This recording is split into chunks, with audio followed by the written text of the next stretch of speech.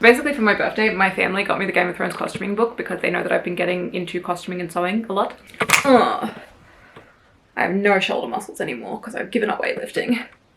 Look at that lack of shoulder muscle. So I was looking through the book and it sparked a memorial. That memorial being of Cersei Lannister's outfit with the beautiful armored bodice in the Battle of Blackwater episode. Looking through it, apparently she wore that bodice twice. I have been obsessed with that bodice for a very long time, and it does in fact live in my head rent-free, and should probably actually start contributing. Now, I've never made armor before, so this took a lot of research, and it actually took me not one, not two, but thrice of the attempts to make this and to get it to a place that I was happy with, that I felt that it read similarly enough to the screen version that I was actually happy to put it on the internet, because I think we've seen some of my creations in the past. Some of which have maybe not had a back or two on them.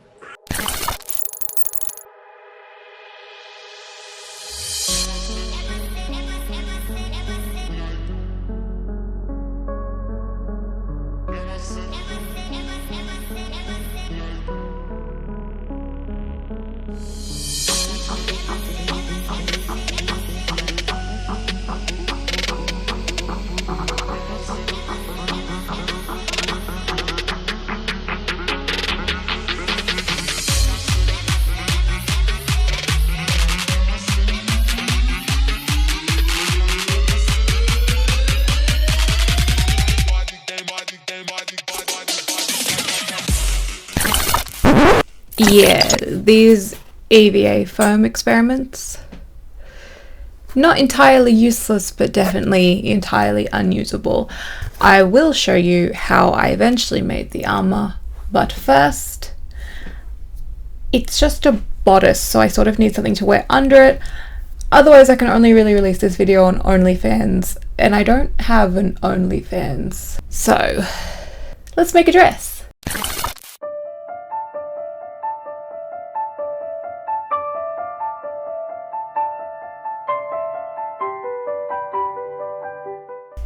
I knew that I wanted to do my best to replicate the typical season 1 to 3 Cersei silhouette.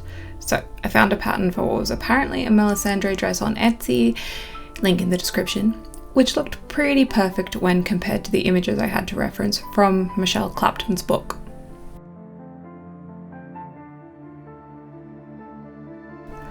I made the dress out of a deep red linen and a glittery black velvet. Despite the different weights of the fabric and the fact that the velvet was a stretch fabric, everything sewed together pretty perfectly.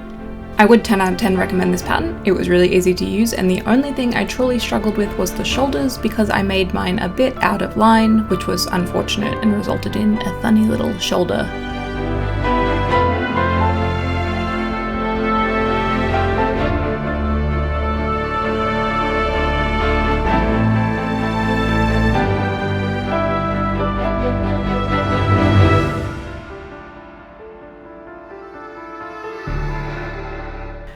When the basic dress was completed, I added a gold trim and a rolled hem to finish everything off.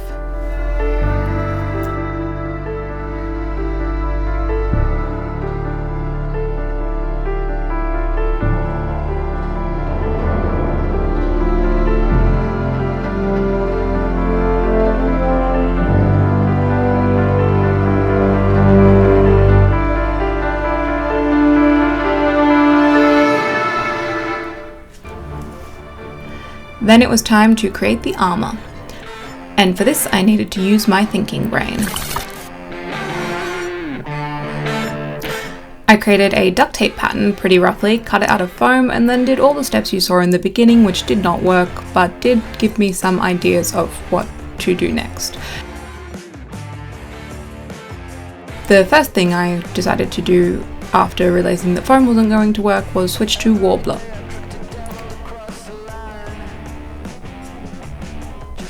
Something that I really wanted was for the engraving on the front panel to be screen accurate, or as close as I could get it to screen accurate. I used carbon paper and a ballpoint pen over a printout of the front panel of the bodice to transfer the design onto the warbler, and then I used my wood burning tool to emboss this out of the warbler.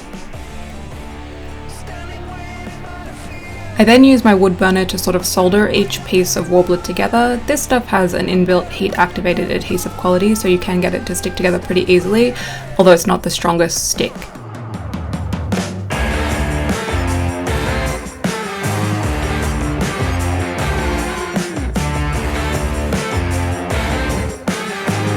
I also use my heat gun to mold the booby cups over an acrylic sphere and the front bodice piece over a plastic mannequin body to create some shape.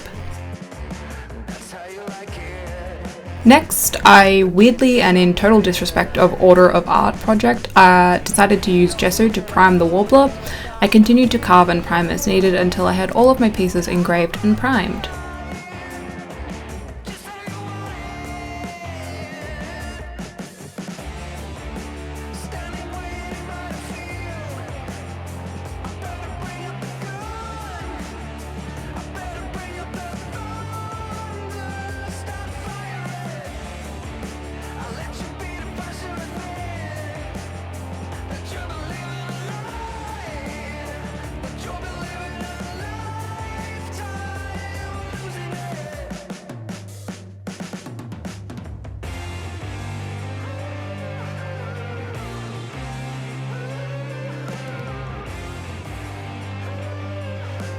I also soldered the inside seams together to add more strength, and later I reinforced this with more warbler. And then it was time to paint. I started with a warm red, and then I began adding a crimson and a dark reddish brown in a radial gradient around each pattern. This was to add some depth and richness in the undercoat. I also liked that adding the red kind of references the armour of the Lannister men. It's not something that you see in Cersei's screen armour, but it is something you see in the Lannister men's armour and something that's referenced in the book. I then used Aramco's antique gold rub and buff to make the gold colour.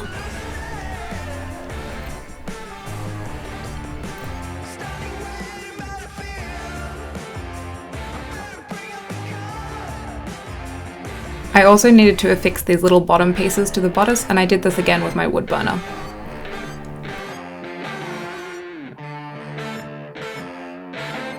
I then placed the bodice on my dressmaking mannequin and used my heat gun to mold the sides to more of a rounded side body shape.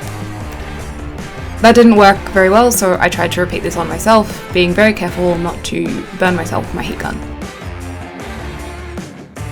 When this was done, I just repeated my painting process once again to get all of my panels the same colour.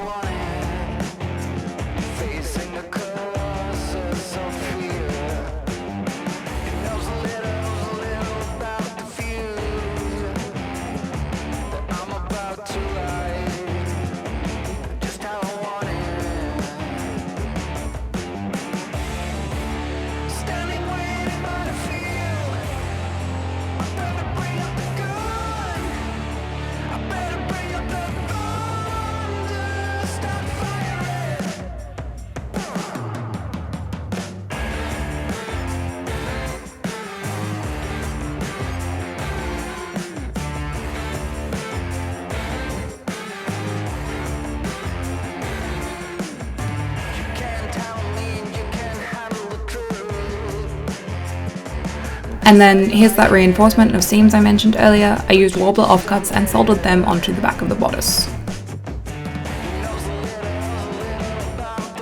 Next, it was time for a weathering wash to age the bodice and really give it that look of armour.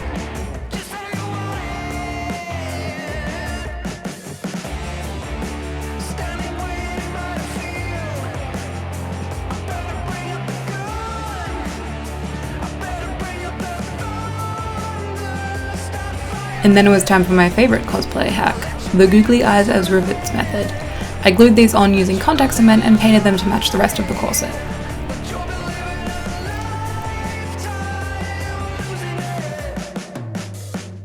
I then sealed everything with an acrylic sealant. And then I remembered that I once again forgot to add a back to my creation because this thing has to sit on your body somehow. It needs a closure. So to make the closure, I grabbed 2 squares of warbler, cut them to size, and using my wood burner, I burned some lacing holes into them, pretty similarly to how you would use an awl. I then attached everything and used some leftover gold trim to tie it all up at the back. These did snap the first time I wore them, so I then put some rivets in using my little rivet pressing machine. And now it's time for the final reveal.